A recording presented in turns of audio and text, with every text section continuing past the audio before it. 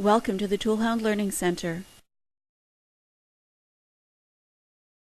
Downloading the ToolHound Mobile 5 update has 4 basic steps.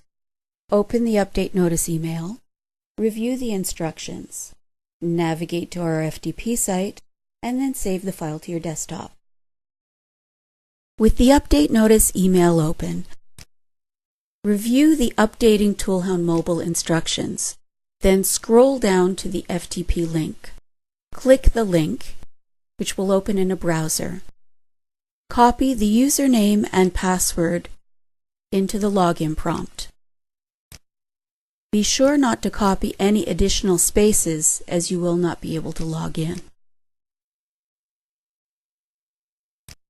Once you've logged in, navigate to the ToolHound 5 folder. Once there, find the ToolHound 5 mobile cab, then right-click, select Save Target As, and specify to save the file to your desktop.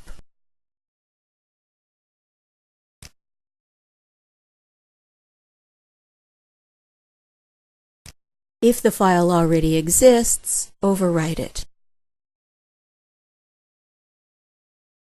Thanks for watching this video from the ToolHound Learning Center.